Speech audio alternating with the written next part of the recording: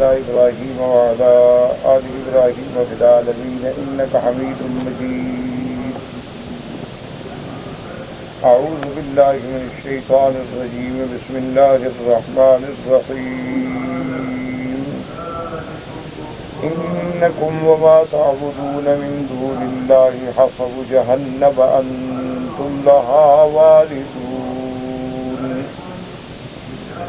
لو كان هؤلاء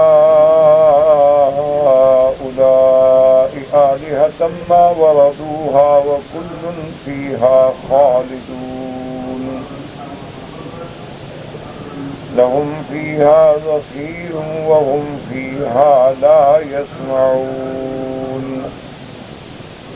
إن الذين سبقت لهم من الحسنى أولئك عنها مبعدون. لا يسمعون حسيسها وهم فيما اشتهت أنفسهم خالدون. لا يحزنهم الفزع الأكبر وتتلقاهم الملائكة هذا يومكم الذي كنتم توعدون. قال المؤلف المفسر رحمه الله تعالى: أدام النفع بعلومه وعلومكم في الدارين آمين إلى أن قال.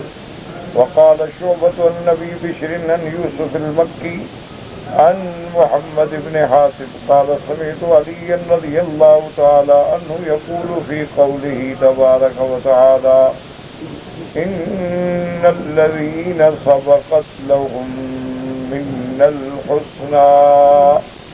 قال عثمان وأصحابه رضوان الله عليهم أجمعين. اس روایت مبارک میں آتا ہے کہ اس میں فرماتے ہیں محمد بن حاتم کہ میں نے حضرت علی رضی اللہ تعالی عنہ سے سنا، وہ فرماتے تھے کہ اس آیت کا مصداق جو ہے ان الذین سبقت لهم من الحسنى، جن کے لیے اللہ تبارک و تعالی پہلے سے جنت کا سعادت کا فیصلہ فرما چکے ہیں، فرمایا اس سے مراد حضرت عثمان اور حضرت عثمان کے ساتھی ہیں رضوان اللہ علیہم اجمعین۔ لیکن یہ بات سمجھیں کہ اصل میں یہ آیت مبارک جو ہے، جیسا کہ انشاءاللہ ہم پڑھیں گے کہ جب اللہ نے ارشاد فرمایا کہ کفار، کافر، مشرک اور جن کی وہ اللہ کے سوا عبادت کرتے ہیں اور جن کو انہوں نے الہ بنا رکھا ہے، وہ مشرک بھی اور ان کے آلیہ باطلہ جو ہے سب جہنم میں جائیں۔ تو اس پر اہل کتاب نے اعتراض کیا کہ حضرت عیسیٰ علیہ السلام کی نصارہ عبادت کرتے ہیں، حضرت عزیر علیہ السلام کی یہود عبادت کرتے ہیں، تو کیا نعوذ باللہ وہ بھی جہنم میں جائیں گے؟ تو یہ آیت نازل ہوئی کہ ان کی بات کیوں کرتے ہو جن کے سعادت کے فیصلے ہو چکے ہیں، وہ تو اللہ کے پیغمبر ہیں۔ یا اسی طرح اللہ کے اولیاء ہیں جو غیر اللہ کی عبادت سے منع کرنے والے ہیں، روکنے والے ہیں، ان کا تو اس میں کوئی داخل ہونے کا سوال ہی نہیں پیدا ہوتا۔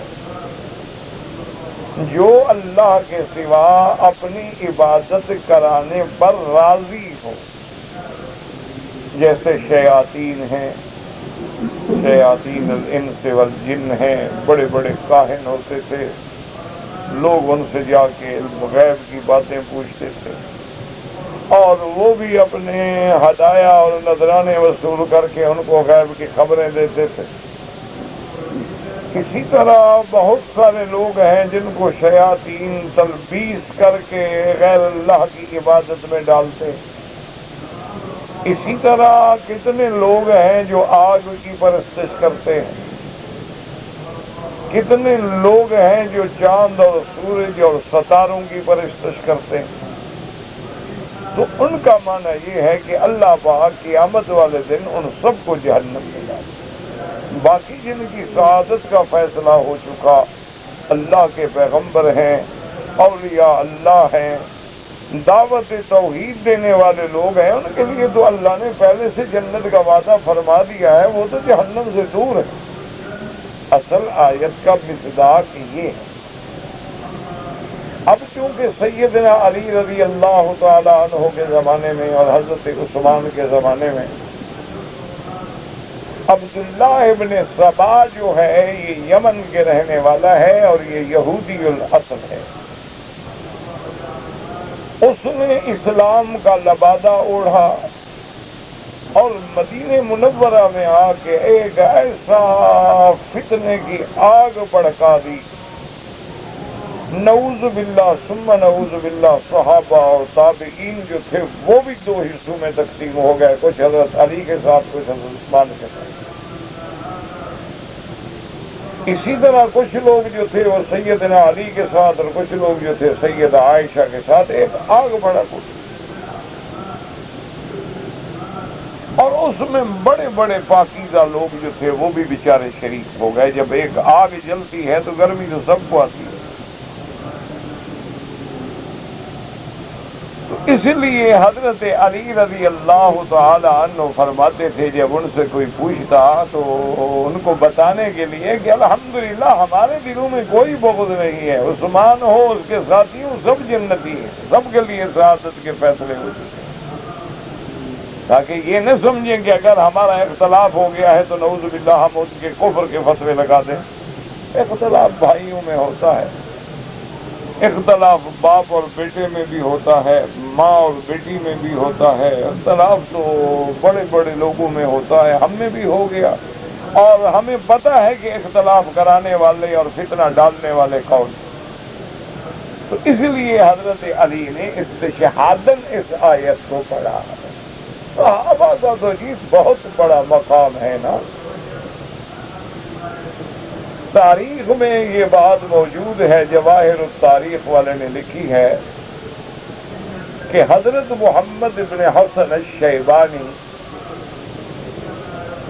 یہ امام ابو حنیفہ رحمۃ اللہ علیہ کے مایہ ناز شاگردوں میں ہیں، جو آپ کے بعد صاحبین کہلاتے ہیں، محمد بن حسن الشیبانی اور ابی یوسف رحمہ اللہ۔ تو جب یہ بچے تھے ابتدا میں امام ابو حنیفہ رحمۃ اللہ علیہ کے مدرسے میں پڑھنے کے لیے آئے، تو امام صاحب کے مدرسے میں ایک شرط تھی کہ وہ اس طالب کو داخل کرتے تھے جو حافظ قرآن ہو، جس نے ابھی قرآن حفظ نہ کیا ہو ان کو وہ مدرسے میں داخل ہی نہیں کر سکتے، کہتے پہلے قرآن تو اس کو آئے نا۔ تو محمد ابن حسن الشیبانی جو تھے وہ حافظ نہیں تھے، تو انہوں نے جب اپنے آپ کو داخلے کے لیے پیش کیا تو امام صاحب نے فرمایا کہ بیٹا ہم مجبور ہیں، ہماری شرط ہے، تم حافظ نہیں ہو۔ تو انہوں نے کہا کہ جی اگر میں قرآن حفظ کر لوں تو انہوں نے کہا پھر ہم داخل کر لیں گے۔ تو جواہر التاریخ والے نے لکھا ہے کہ اللہ نے ان کو اتنا حافظ عطا فرمایا تھا کہ 1 مہینے میں قرآن حفظ کیا اور حاضر ہو گئے کہ جی قرآن سنے میں حافظ ہو گیا۔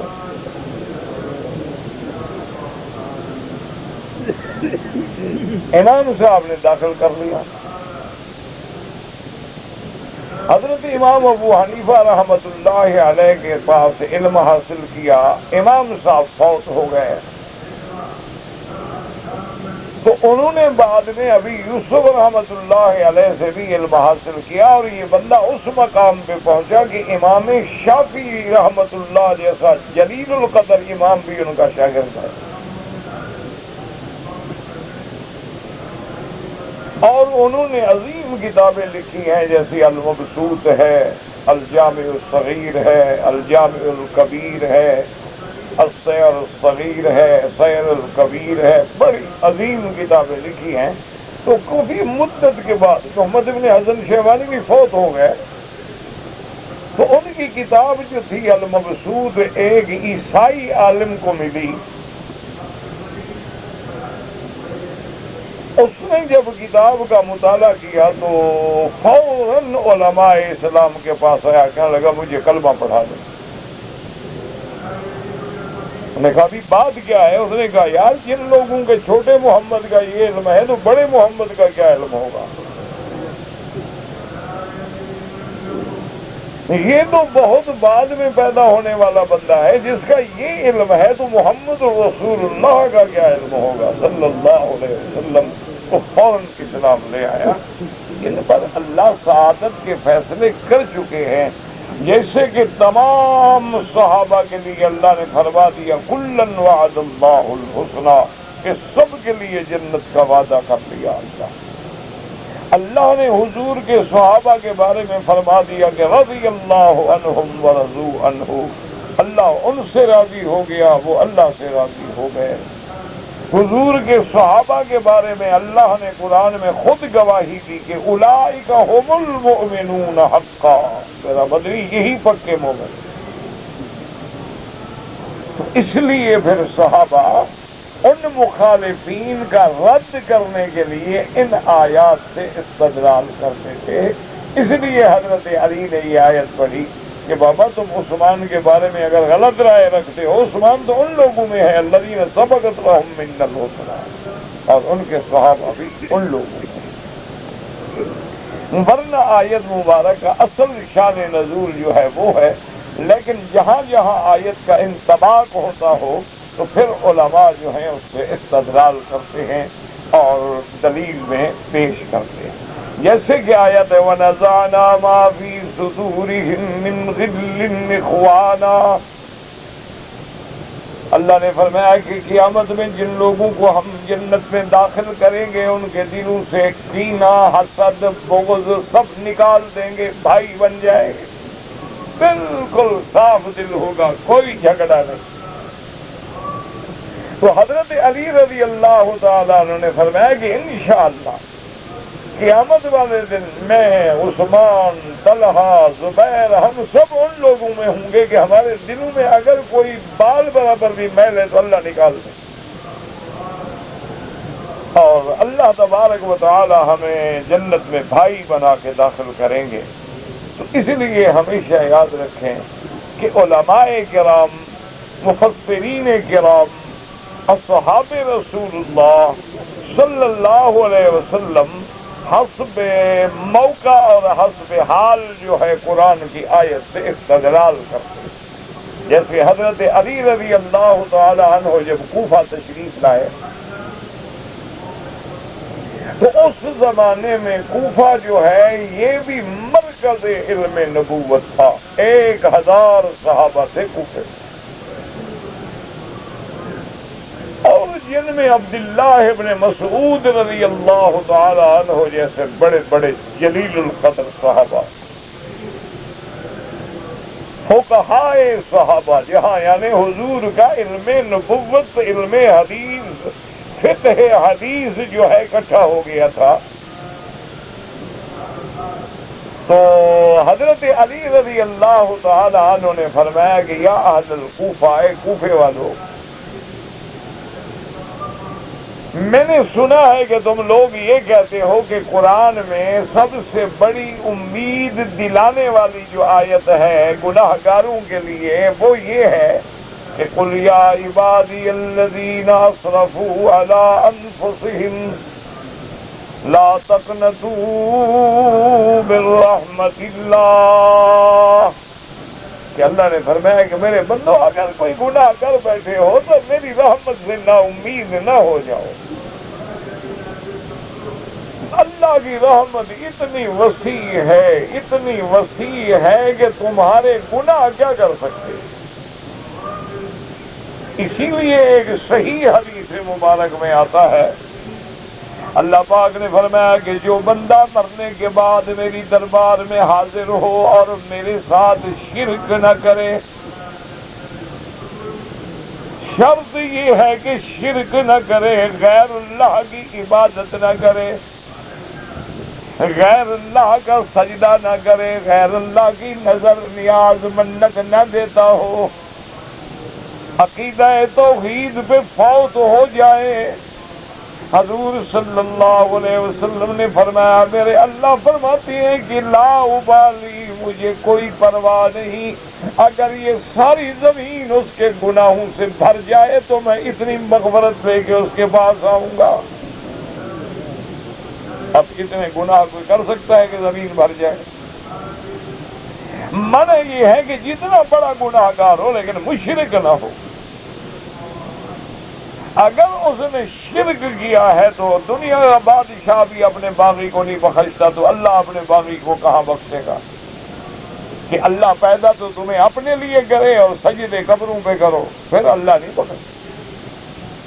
ہر جرم کی معافی مل سکتی ہے، باغی کو معافی کوئی بھی نہیں دیتا۔ تو اس لیے حضرت علی نے فرمایا کہ یا اہل الکوفۃ انکم تقولون ارجا آیۃ فی کتاب اللہ، کہ اللہ کے قرآن میں سب سے زیادہ امید افزا آیت، امید دلانے والی آیت جو ہے یہ آیت ہے کہ اللہ فرماتے ہیں میرے بندے اگر تم نے اپنے جانوں پہ زیادتی کی ہے، گناہ کیا ہے، ظلم کیا ہے، لیکن لا تقنطوا من رحمت اللہ، میری رحمت سے قطعاً نا امید نہ ہو جائے۔ اور دوسری جگہ قرآن کہتا ہے وَمَن يَقْنُطْ مِن رَحْمَةِ رَبِّهِ إِلَّا الضَّالُّونَ، اللہ کی رحمت سے تو صرف وہی لوگ نا امید ہوتے ہیں جو گمراہ ہیں، جو کافر ہیں۔ تو اہل کوفہ نے کہا کہ ہاں یا علی رضی اللہ عنہ، یا امیر المومنین، ہم سمجھتے ہیں کہ یہ آیت بڑی رحمت والی ہے، بڑی امید دینے والی ہے۔ آپ نے فرمایا کہ آپ تو یہ سمجھتے ہو لیکن ہم اہل بیت رسول اللہ سمجھتے ہیں۔ اللہ نے جو قرآن میں وعدہ کیا ہے وَلَسَوْفَ يُؤْتِيكَ رَبُّكَ فَتَرْضَىٰ، محمد مصطفیٰ ہم آپ کو اتنا دیں گے کہ آپ کو راضی کر دیں گے۔ حضرت علی نے فرمایا ہم اہل بیت کے نزدیک سب سے زیادہ رحمت والی آیت، امید والی یہ آیت ہے۔ انہوں نے پوچھا کیسے؟ فرمایا جب اللہ نے حضور کو راضی کرنے کا وعدہ کر لیا ہے، فَإِذًا لَا يَرْضَىٰ، اللہ کا نبی راضی نہیں ہوگا، وَاحِدٌ مِّنْ أُمَّتِهِ فِي النَّارِ، اگر آپ کی امت میں ایک بندہ بھی جہنم میں ہوگا تو محمد راضی نہیں ہوں گے صلی اللہ علیہ وسلم، اور اللہ نے حضور کو راضی کرنا ہے۔ تو معنی یہ ہے کہ اللہ کی رحمت سے حضور کی امت جنت میں جائے گی، اگر گناہوں کے مطابق جہنم کی سزا ملے بھی تب بھی نکلیں گے، حضور صلی اللہ علیہ وسلم کی شفاعت سے نکلیں گے۔ تو اس لیے ہمیشہ یاد رکھیں کہ اللہ تبارک و تعالی قرآن مقدس کے جو آیات مبارک ہیں وہ ان کا سبب نزول اور شان نزول ایک ہوتا ہے، لیکن عبرت جو ہے بے عموم لفظ ہوتی ہے، جہاں جہاں بھی اطلاق ہو پھر علماء اس کو پیش کرتے ہیں۔ اس لیے حضرت علی نے بھی فرمایا کہ حضرت عثمان اور آپ کے اصحاب جو ہیں وہ بھی ان لوگوں میں ہیں جن کی سعادت کے فیصلے اللہ فرما چکے۔ اور اس کے بعد جناب فرماتے ہیں مفسر رحمۃ اللہ علیہ رواہ ابن ابی حاتم ایضاً ورواہ ابن جریر من حدیث یوسف بن سعد وليس ابن ماهك عن محمد بن حاتم بن علی فذكره فلفظه عثمان منهم، انہوں نے روایت کی ہے اس میں یہ لفظ ہے۔ وقال علی بن ابی طلحہ عن ابن عباس في قوله ان الذين سبقت لهم من الحسنى اولئك عنها مبعدون فاولئك اولياء الله يمرون على الصراط مرا واسرع من البرق ويبقى الكفار فيها جثيا وهذا مطابق لما ذكرناه۔ اس روایت میں آتا ہے کہ حضرت ابن عباس رضی اللہ تعالیٰ عنہ نے جب یہ آیت پڑھی تو آپ نے فرمایا جو اولیاء اللہ ہیں، اللہ کے دوست ہیں، اس میں سب آ گئے، انبیاء، صحابہ، تابعین، صالحین، اولیاء اللہ، تو سب اولیاء اللہ کے دوست ہیں۔ انہوں نے فرمایا کہ وہ لوگ جب صراط سے گزریں گے، پل صراط سے، جب پل صراط سے گزریں گے وہ ایسے گزریں گے جیسے آسمان پہ بجلی چمکتی ہے، اس سے بھی زیادہ تیزی میں گزریں گے، اور کفار جو ہیں وہ گھٹنوں کے بل گر جائیں گے۔ اب مفسر رحمۃ اللہ علیہ فرماتے ہیں کہ بہذا مطابق لما کرنا ہو، تو جو ہم نے استدلال کیا ہے یہ روایت بھی اس کے مطابق ہے کہ اولیاء اللہ کو اللہ ہر جگہ مدد فرمائیں گے، وہ قبروں سے اٹھنے کے وقت میں ہوں، وہ یوم محشر کے وقت میں ہوں، وہ پل صراط کے گزرنے کے وقت میں ہوں، وہ صحیفہ اعمال کی تقسیم کے وقت میں ہوں، وہ اللہ کے رحمت کے سائے میں ہوں گے۔ اسی لیے آتا ہے قرآن پاک میں لا يحزنهم الفزع الاکبر، ان کو پریشانی نہیں ہوگی۔ وَتَتَلَقَّاهُمُ الْمَلَائِكَةُ هَذَا يَوْمُكُمُ الَّذِي كُنتُمْ توعدون، ملائکہ ان کا استقبال کریں گے، ملائکہ ان کو جنت میں لے کے جائیں گے، ان کے لیے تو کوئی غم جو ہے وہ ہوگا ہی نہیں، بلکہ وہ تو پل صراط سے ایسے گزر جائیں گے جیسے بجلی گزر جاتی ہے، ایسے اللہ ان کو پل صراط سے گزار دیں گے، کیونکہ ان کی سعادت کے، ان کی جنت کے فیصلے اللہ تبارک و تعالیٰ پہلے فرما چکے ہیں۔ تو جب اللہ تبارک و تعالیٰ فیصلہ فرما دے پھر کون روکے؟ وقال آخرون بل نزلت استثناء من المعبودین، بعض علماء فرماتے ہیں کہ یہ آیت جو ہے یہ استثناء ہے ان لوگوں کا تھا کہ اللہ نے حضرت عزیر اور حضرت مسیح کو نکالا، بھی وہ تو میرے نبی ہیں، وہ تھوڑا الہی کا دعویٰ کرتے تھے۔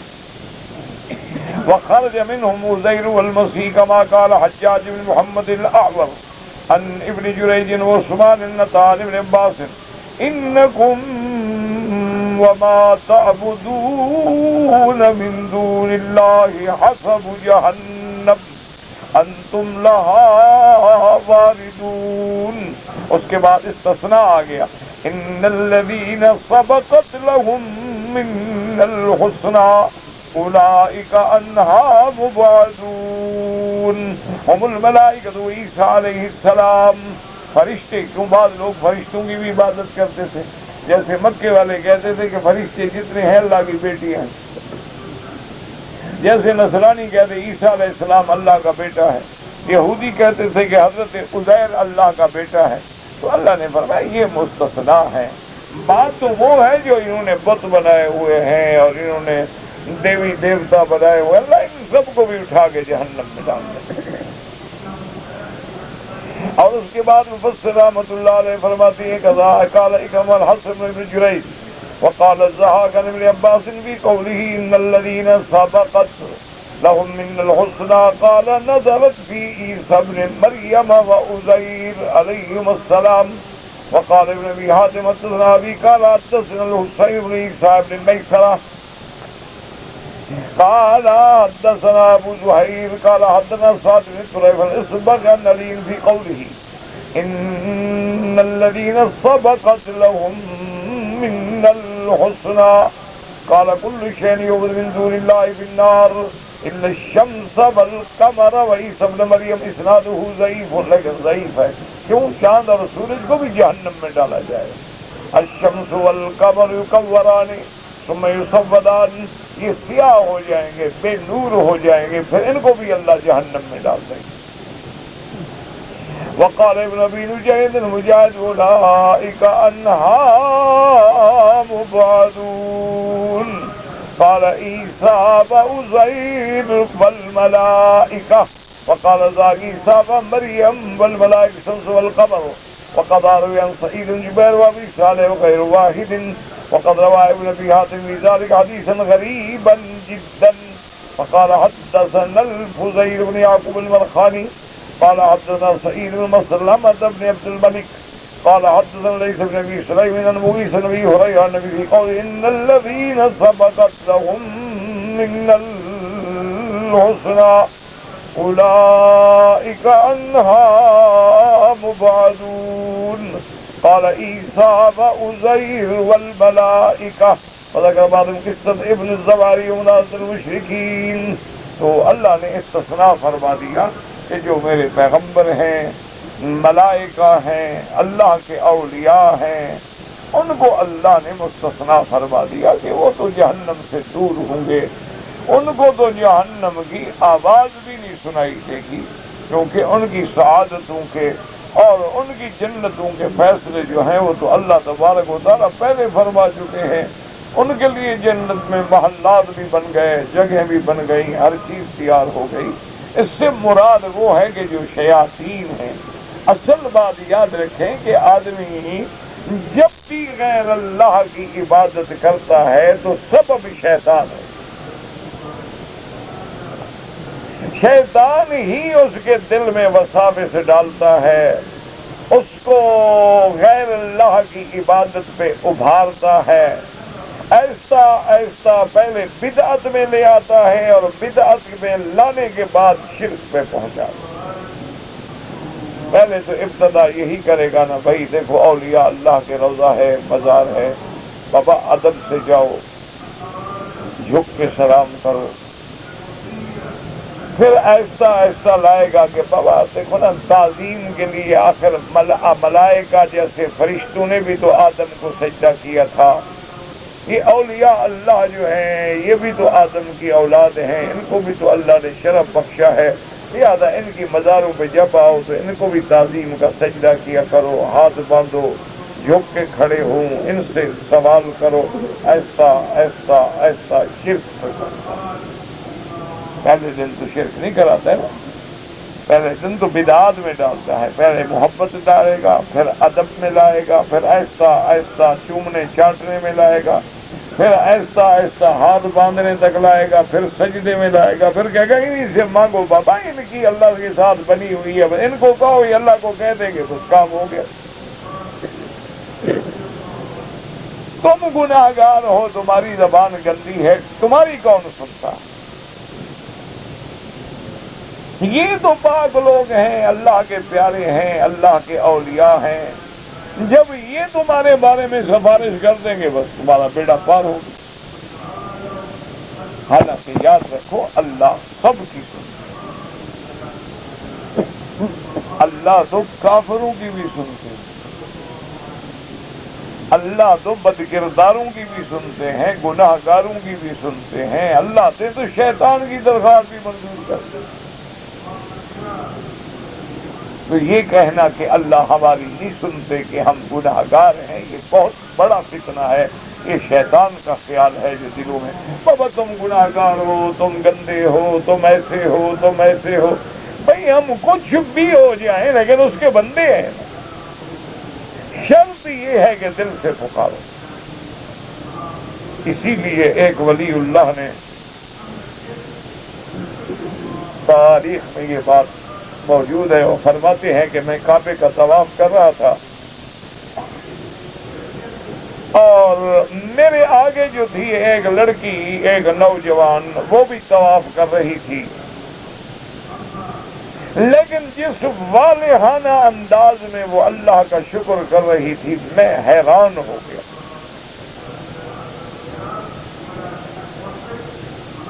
کہ جس انداز میں وہ طواف کر رہی تھی، وہ گڑ گڑا رہی تھی، وہ اللہ کے آگے رو رہی تھی، وہ اللہ کی حمد و ثنا اور اللہ کا شکر ادا کر رہی تھی. فرماتی ہیں ایسے الفاظ میں نے زندگی میں کبھی نہیں سنے تھے. طواف ختم کیا، اس نے جا کے 2 رکعت پڑھی اور اس کے بعد پھر رو رو کے اس نے اپنے اللہ کا حمد و ثنا کی. فرماتی ہے میں بیٹھا دور سنتا رہا. جب فارغ ہوئی میں نے کہا بیٹی تم میرے لیے بیٹی ہو، ایسے الفاظ میں نے آج تک نہیں سنے ہیں، اور ایسے درد سے جو تم دعائیں کر رہی ہو، اللہ کا شکر کر رہی ہو، تو ٹھیک ہے اللہ کی بڑی نعمتیں ہیں کہ کوئی گن ہی نہیں سکتا.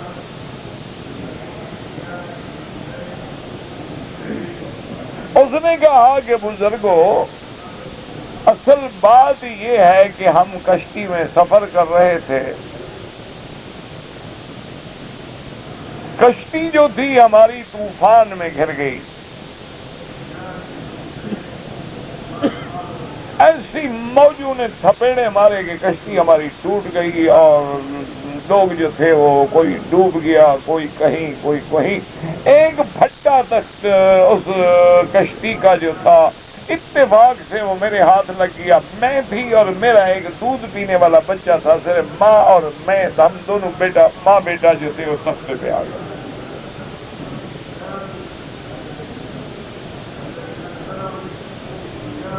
اس بیٹی نے فرمایا، اس نے کہا کہ حضرت اندازہ کریں کہ اس وقت اس ماں پہ کیا گزر رہی ہوگی کہ جس کا بیٹا ہے دودھ پینے والا اور ہم ایک پھٹے پہ ہیں اور دریا اپنی موجوں اور طغیانیوں میں ہے، اس وقت ہمارا کیا حال ہوگا؟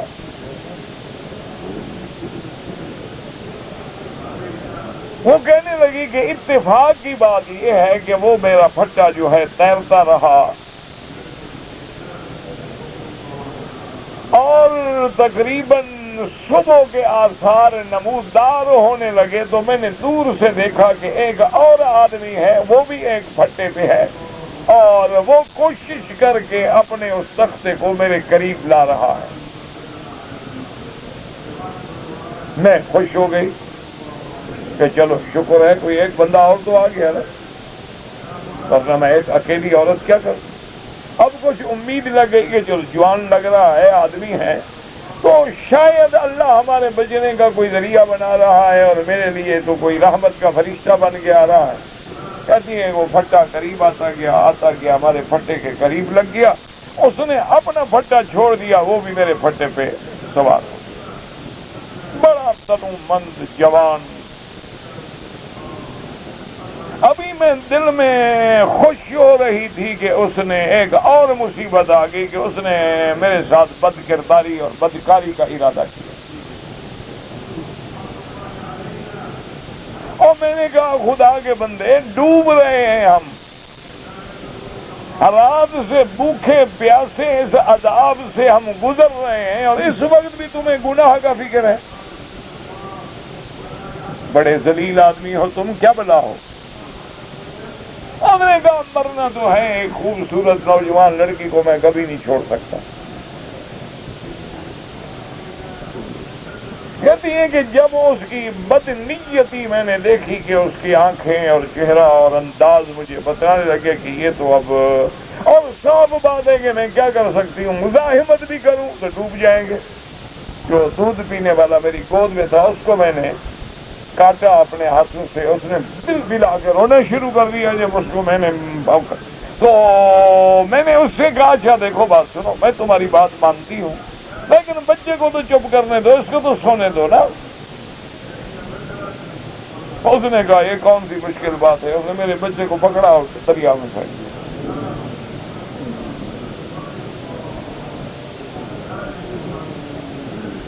اس نے کہا پتہ نہیں یہ کب چپ کرے گا یا کب چپ نہیں کرے گا، مجھے کیا پڑی ہے تیرے بچے کو، میں انتظار کرتا ہوں۔ اس نے بچہ اٹھ چھینا مجھ سے، اٹھا کے دریا میں پھینک دیا، بچہ میرے سامنے ڈوب رہا۔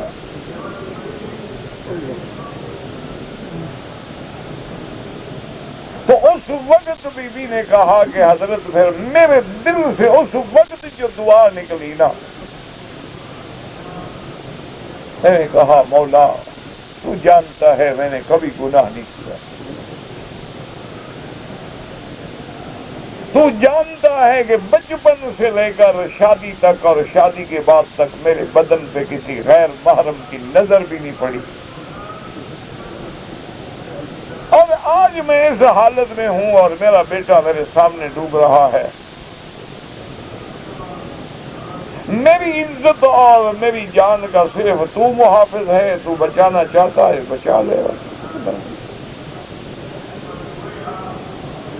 کہتی ہے کہ میرے دل سے آہ نکلی، اور اتنی دیر میں سمندر سے ایک جانور نے سے نکل کے منہ نکالا اور اس کو جوان کو پکڑا اور کھا گیا۔ اب میں پھر اکیلا پھٹے پہ رہ گئی، وہ جانور غائب ہو گیا۔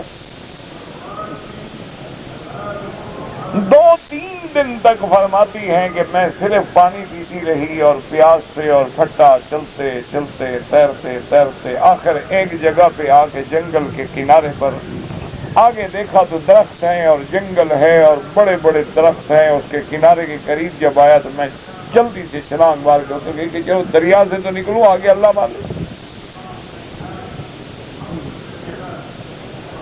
تو اس جنگل میں کوئی بندہ نہیں، کوئی انسان نہیں، لیکن کچھ درخت ایسے تھے ان پہ کچھ اس قسم کے پھل لگے ہوئے تھے کہ میں تھوڑا تھوڑا چکھ کے دیکھا، جو مجھے اچھا لگا میں نے کھانا شروع کر دیا۔ میں نے 3 دن وہاں اس زندگی اس طرح گزاری کہ تو دریا کا پانی پی لوں اور جو پھل بھی لے کھا لوں۔ 3 دن کے بعد مجھے کشتی دور سے آتی ہوئی نظر آئی. میں اپنا دوپٹہ لے کے لکڑی پہ لٹکا کے اشارے کرتی رہی. وہ کشتی والے بھی سمجھ گئے, وہ قریب آ گئے اور انہوں نے مجھے کشتی پہ سوار کیا. میں نے دیکھا تو ایک بندہ میرا بچہ لے کے کھڑا ہے. میں تو چیخ مار کے چپٹ گئی, میرا بچہ تھا وہ. میں نے کہا یہ تو میرا بچہ ہے. انہوں نے کہا بی بی کیسے تیرا بچہ ہے؟ میں نے کہا خدا کا خوف کرو, میں نے دیکھتے ہوئے آخر کیسے پہچان لیا؟ پھر دیکھو بچہ میرے پاس آ کے کیسے چپ ہو گیا.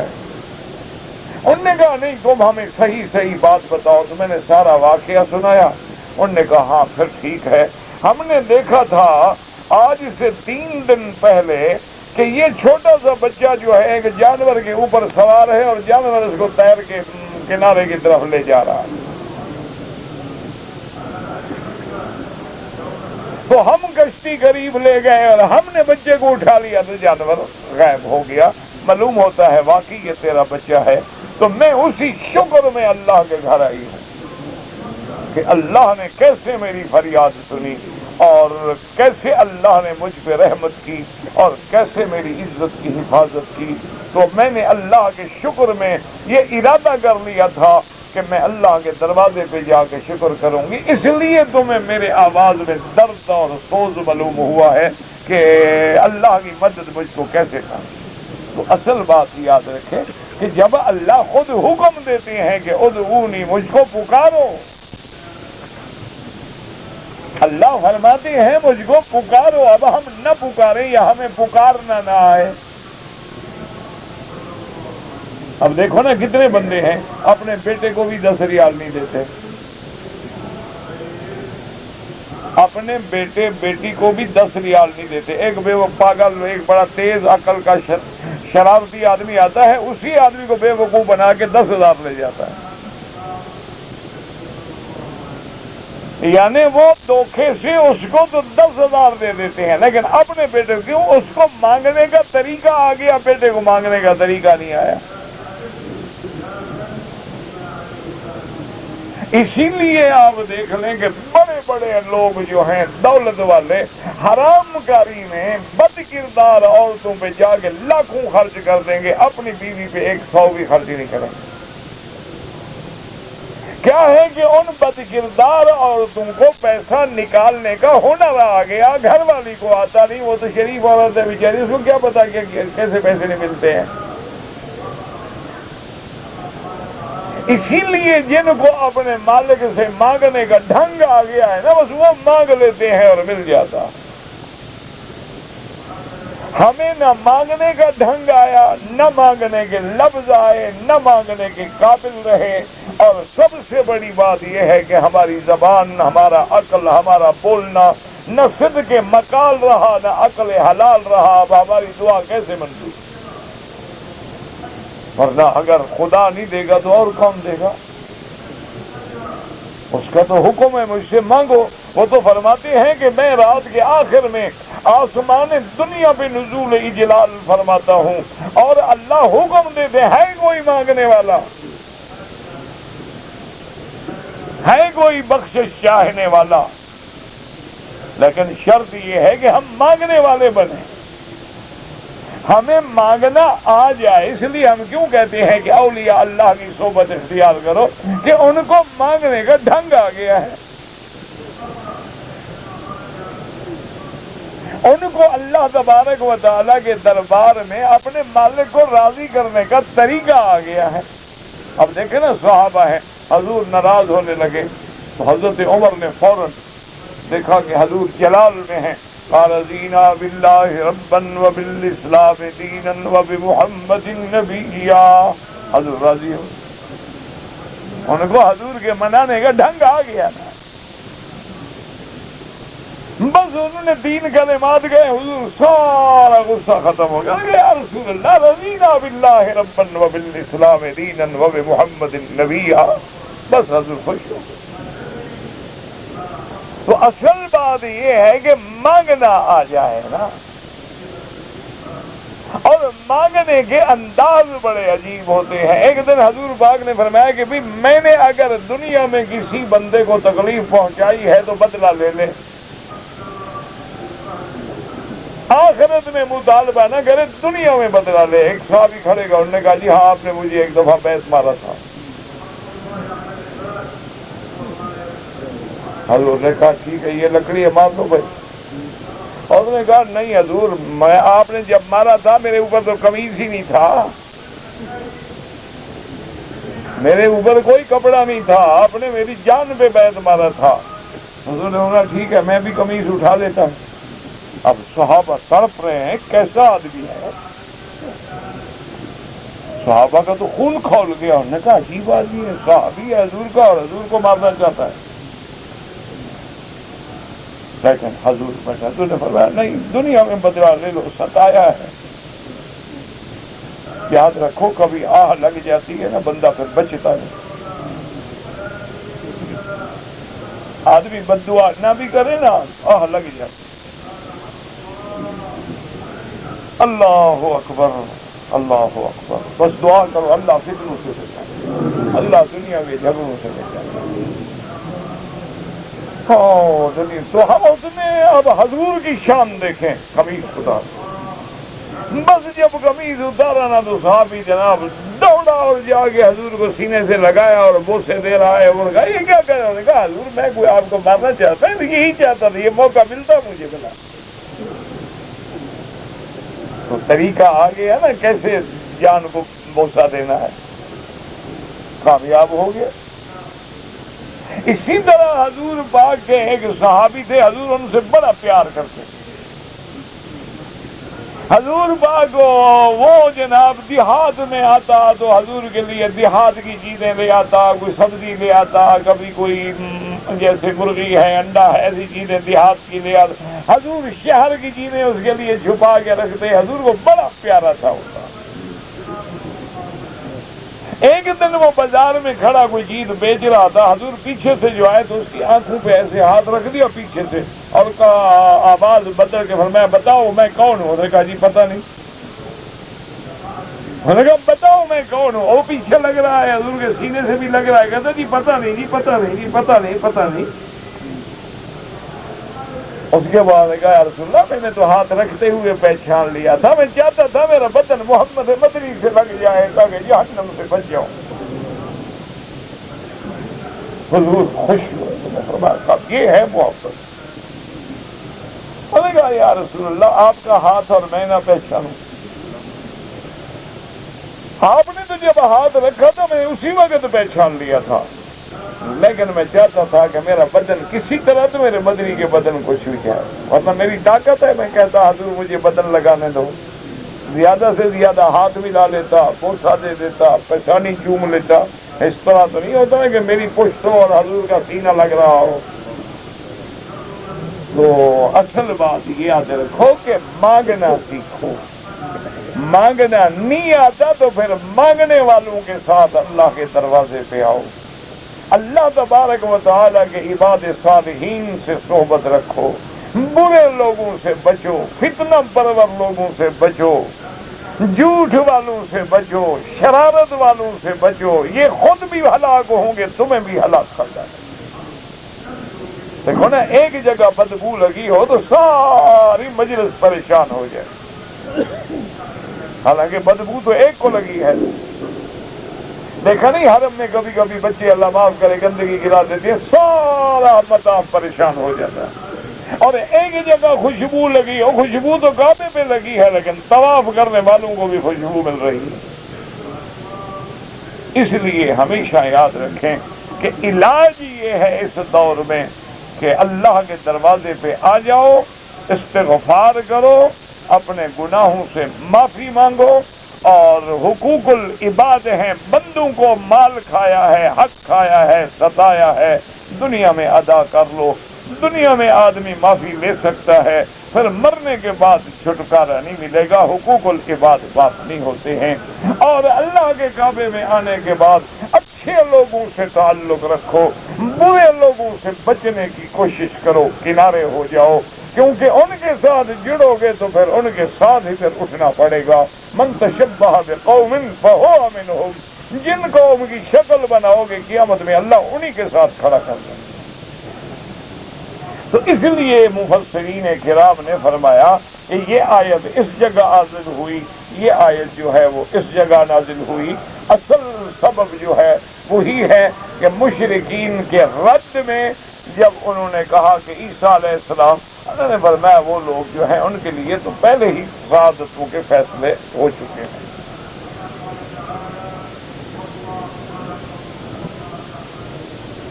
کہتے ہیں جی کہ میری بیوی حالت احرام میں تھی اور اس نے بھول کر شیمپو سے خود بھی غسل کیا، بچیوں کو بھی غسل دیا، لیکس صابن بھی استعمال کیا، یہ اتنی دیر بھولی رہی۔ دیکھو نا، بھول ہوتی ہے 1 منٹ 2 منٹ، یہ کون سی بھول ہے کہ غسل کر رہی ہے بھول گئی، بچیوں کو نہلا رہی ہے بھول گئی، شیمپو لگا رہی ہے بھول گئی، صابن لگا رہی ہے بھول گئی، یہ کون سی بھول ہے بھائی؟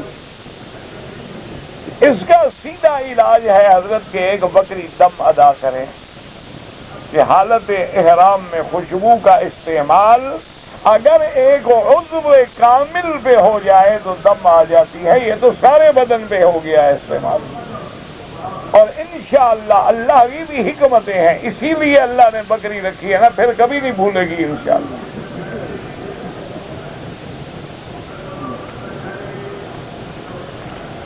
کہتے جی کہ امام مہدی آئیں گے، بالکل آئیں گے، ہمیں کوئی انکار نہیں ہے امام مہدی کے آنے سے۔ یاد رکھو وہ آئیں گے سرکار دو عالم کے خاندان سے ہوں گے، اور ان کا نام بھی حضور کے نام پہ مبارک کے مطابق ہوگا، ان کے والد کا نام بھی حضور کے والد کے نام پہ ہوگا، اور وہ سرزمین مکہ میں ظاہر ہوں گے، اور ان کے بعد پھر عیسیٰ ابن مریم نازل ہوں گے۔ تو ہم تو بالکل قائل ہیں، لیکن ہم ان روایتوں کو سچا نہیں مانتے ہیں جو لوگ یہ کہتے ہیں کہ یہ غیبوبت کبریٰ کا زمانہ ہے اور امام مہدی ایک غار میں چھپے ہوئے ہیں، اور ان کے پاس قرآن بھی ہے، اصل قرآن جو 70 گز لمبا ہے۔ یہ جھوٹی روایات، اس کا کوئی اعتبار نہیں ہے کہ یہ اچھا امام ہے کہ اللہ کا قرآن جو اصل ہے وہ چھپا کے غار میں بیٹھا ہوا ہے، کب ظاہر کرے گا؟ جب لوگ مر جائیں گے نا۔ قرآن اس لیے آیا تھا کہ اس کو غار میں چھپا کے بیٹھ جاؤ۔ اچھا، خدا کی شان ہے، کہتے ہیں کہ محمد ابن حسن عسکری کا بیٹا ہے، وہ کہتے ہیں میری اولاد ہی نہیں، تو یہ تو ہے جھوٹ۔ لیکن حضرت مہدی آئیں گے، حضرت عیسیٰ علیہ السلام آئیں گے، اسی دور میں پھر دجال ہوگا، دجال کو عیسیٰ علیہ السلام قتل کریں گے، جو صحیح ہے اس کو مانو، لیکن اس کے ساتھ خود نہ ملاؤ۔ یہ بڑی مشکل ہے کہ ایک صحیح نام سے کسے بنا دیتے ہیں، یعنی آپ حیران ہوں گے بھی حضرت حسین کی جو قربانی ہے وہ تاریخ میں مسلمہ ہے، رضی اللہ تعالی عنہ کی شہادت، آپ کی مظلومیت، آپ کی اسلام کے لیے قربانی، حق و عدل کے لیے قربانی، اس کا کون منکر ہے؟ لیکن حضرت عثمان کی مظلومیت کا کوئی ذکر نہیں کرتا۔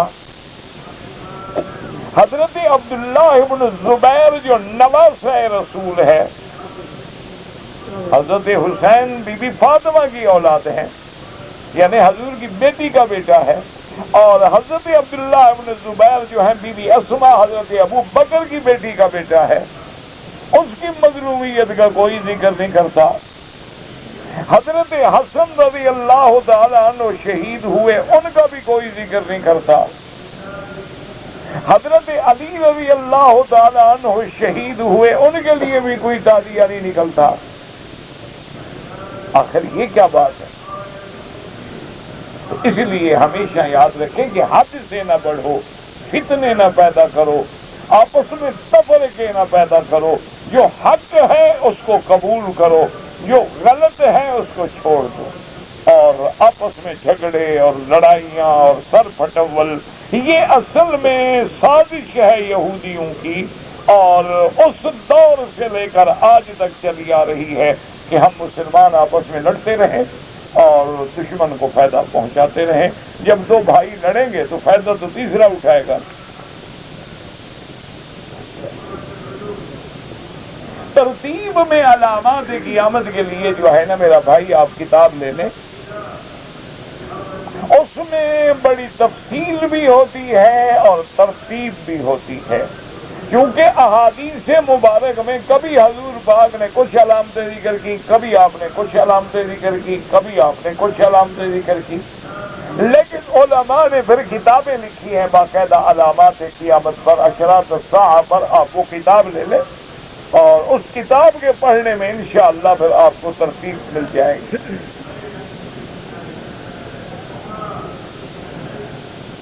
کہتے ہیں جی کہ اگر مثلا جیب میں میرے ایک کاغذ ہے, اس پہ قرآن کی آیت لکھی ہوئی ہے یا حدیث رسول اللہ لکھی ہوئی ہے, تو اس کو لے کے حمام میں جائیں بالکل نہ جائیں. اللہ کے قرآن کی توہین ہے, بے ادبی ہے, اور قرآن جو ہے پاک لوگوں کے لیے ہے, پاک ہاتھوں میں رکھا جاتا ہے, پاک جگہوں پہ سجایا جاتا ہے, نہ کہ ناپاک مقام پہ اللہ کے قرآن کو ساتھ لے جائیں. اس کو آپ باہر رکھیں اور پھر حمام جائیں. حمام میں کبھی اللہ کا قرآن, چاہے پورا قرآن ہو یا قرآن کی ایک آیت ہو, مانا تو قرآن ہے نا.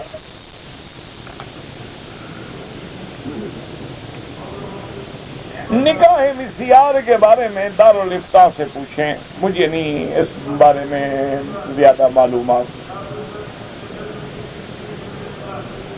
میت کو دفن کرنے کا یہی طریقہ ہے جس طرح مسلمان دفن کرتے ہیں. نہ آتا ہو تو کسی مولوی سے پوچھ لو, جو جنازے پڑھاتے ہیں ان کو تجربہ ہوتا ہے.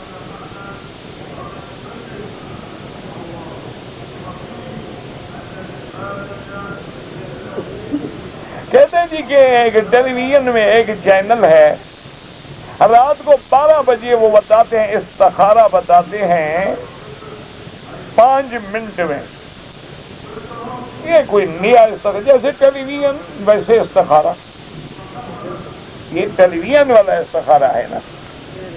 سنت والا استخارہ جو ہے وہ تو حدیث میں موجود ہے کہ آپ 2 رکعت پڑھیں نماز, اور اس کے بعد وہ دعا 3 دفعہ پڑھیں. اس میں تو کم از کم 10-15 منٹ تو صرف پڑھنے میں لگیں گے. نتیجہ تو 7 دن کے بعد نکلتا ہے کہ ایک رات استخارہ کریں, دوسری رات کریں, تیسری رات کریں, چوتھی رات کریں, 5ویں رات کریں, 6ٹھی رات کریں, 7ویں رات کریں. پھر جب دل مائل ہو جائے جس طرف, اور جو اللہ کو منظور ہوگا وہی کام تمہارا ہو جائے گا. ضروری نہیں ہے کہ خواب نظر آئے یا نہ آئے. تو اللہ کے نبی کا بتلایا ہوا استخارہ تو اتنا لمبا ہو اور ٹیلی ویژن کا 5 منٹ میں ہو جائے تو یہ کوئی نیا کام ہوگا بھائی, ہمیں تو نہیں آتا ہے.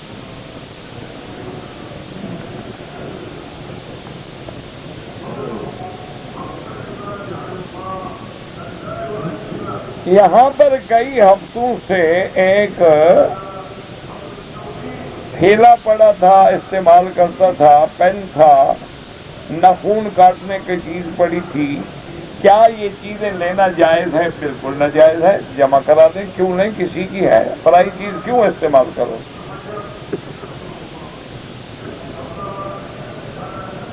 میرا نام پتہ نہیں کیا ہے, پڑھا ہی نہیں جاتا, پریشان ہوں. اللہ سب کی پریشانیاں دور فرما. اللہ پر دیکھو نا, ایک اصول ہے کہ جب آدمی پر پریشانی ہو نا, اس کی دعا دل سے نکلتی ہے, اور جب دعا دل سے نکلتی ہے تو اللہ قبول فرماتے ہیں. اس لیے تم خود اللہ سے رجوع کرو, استغفار پڑھو, توبہ کرو. اور اصل بات یہ ہوتی ہے کہ جو سبب ہے نا جی, اب مثلا دیکھیں یہ ایک رومال ہے, مثال کے طور پہ یہ پلید ہو گیا. اب میں لاکھ وظیفہ پڑھتا رہوں, یہ پاک ہو جائے گا؟ پہلے اس کو دھوؤں تو صحیح نا, دھونے کے بعد پاک ہوگا. اسی طرح جو پریشانیاں ہمیں آتی ہیں اس کے اسباب ہیں, سبب ہیں, کیوں آئی ہیں, پہلے ان کو تو دور کرو نا. یہ نہیں ہوتا ہے کہ بس بھائی پریشانی کی کوئی وجہ ہے. ہمیں کوئی پریشانی نہیں آتی جب تک کہ ہم کوئی گناہ نہیں کرتے. ما نزل بلاء الا بذنب, کہ بغیر گناہوں کے اللہ کسی پر پریشانی نہیں بھیجتے, ہمارے گناہ ہوتے. پھر کوشش کرو کہ اس گناہ کو ختم کرو، اس کے بعد اللہ کے آگے گڑ گڑاؤ، اللہ پریشانی ٹال دیں گے۔ اللہ کے آگے کیا مشکل ہے؟ امن یجیب المضطر اذا دعاہ ویکشف السوء، اللہ فرماتے ہیں کون ہے جو پریشان حالوں کی پریشانی کو دور کرے اور ان کی فریاد سنے؟ اللہ کے سوا کون ہے سننے والا؟ لیکن ضروری ہوتا ہے میرا بھائی، اب دیکھو نا، تم ساری رات تہجد پڑھتے رہو، وضو نہ ہو تو تہجد ہو جائے،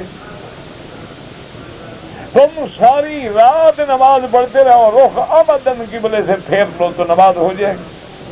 اس لیے کوشش کیا کرو کہ جی یہ پریشانی جو ہے نا، لازماً میں نے کوئی غلطی کی ہے، لازماً میں نے کوئی گناہ کیا ہے، اپنا پھر محاسبہ کرو۔ اللہ والے جو ہے نا وہ اپنا محاسبہ کرتے ہیں، حاسبوا قبل ان تحاسبوا، تم اپنا حساب خود کرو بجائے اس دن کے کہ جس دن اللہ حساب کریں گے۔ کہ تم بیٹھ کے سوچو کہ یار 4 دن پہلے تو مجھ پہ یہ پریشانی نہیں تھی، کیوں ہے؟ ہاں مجھ سے یہ اس غلطی کو ختم کرو۔ جب ختم کرو گے اور پھر اللہ سے مانگو گے تو اللہ پاک پریشانیاں دور کر دیں گے۔ اللہم صلی علی محمد وعلی آل محمد وبارک وسلم۔ یا الہ العالمین، عالم اسلام پہ رحمت نازل فرما۔ یا اللہ ہم تیرے عاجز ہیں، بندے ہیں، گناہ گار ہیں، اپنے گناہوں کا اقرار کرتے ہیں، ہمارے گناہ معاف فرما دے، ہر مصیبت سے نجات عطا فرما، شر شیاطین الانس والجن سے نجات عطا فرما۔ یا الہ العالمین ہمیں مانگنا نہیں آتا، بغیر مانگے عطا فرما۔ یا اللہ پورے عالم میں ہدایت کی فضا پیدا فرما۔ یا اللہ حضور کی امت میں جوڑ پیدا فرما۔ یا اللہ حضور کے ہر کلمہ پڑھنے والے کو دین کا دائی بنا۔ یا اللہ بیماروں کو شفا عطا فرما۔ یا اللہ بیماروں کو شفا عطا فرما۔ یا اللہ بیماروں کو شفا عطا فرما۔ بے حیاؤں کو حیا عطا فرما، بے دینوں کو دین عطا فرما، بے اولادوں کو اولاد عطا فرما، قرض داروں کے قرض عطا فرما، جن کا رزق تنگ ہے ان کے رزق میں برکتیں عطا فرما۔ یا اللہ ہم سب کی پریشانیاں ظاہری، باطنی، روحانی، جسمانی، نفسانی اپنی رحمت سے دور فرما۔ اللہم اجعل لنا وللمسلمین من کل ہم فرجا ومن كل ضيق مخرجا ومن كل بلاء عافيا۔ اللهم اغفر لنا كل ذنب واغفر عنا كل جنب فرج عنا كل كرب۔ یا اللہ بلاد اسلام کی حفاظت فرما۔ یا اللہ بلد الامین کو قیامت تک ہر فتنے سے محفوظ فرما۔ یا اللہ ہمیں حرمین الشریفین کا ادب نصیب فرما۔ یا اللہ ہمیں مکہ اور مدینے کی محبت نصیب فرما۔ یا اللہ ہمیں حیا نصیب فرما، ہمیں حیا کے ساتھ حرمین میں رہنے کی توفیق عطا فرما۔ یا الہ العالمین، یا ارحم الراحمین، اللہم اغفر لنا كل ذنب واحفظ عنا كل جنب وفرج عنا كل كرب۔ اللهم إنا نعوذ بك عن زوال نعمتك وتحول عافيتك وفجاءة نقمتك وجميع سخطك۔ اللهم انصر الإسلام والمسلمين، اللهم انصر الإسلام والمسلمين، اللهم اهلك أعداءك أعداء الدين، اللهم أنزل عليهم بأسك الذي لا يرد عن القوم المجرمين، اللهم متعنا بأسماعنا وأبصارنا واشرح صدورنا وأحينا بقواتنا ما أبقيتنا واجعله الوارث منا واجعل ثأرنا على من ظلمنا وانصرنا على من آذانا وانصرنا على من آذانا وانصرنا على من آذانا۔ اللهم اقض حاجاتنا يا قاضي الحاجات، اللهم اقض حاجاتنا يا قاضي الحاجات، يا سميع الدعاء يا مستجيب الدعوات۔ سبحان ربك رب العزة عما يصفون وسلام على المرسلين والحمد لله رب العالمين۔ اللهم صل على سيدنا محمد وعلى آل سيدنا محمد كما صليت على إبراهيم وعلى آل إبراهيم في العالمين إنك حميد مجيد۔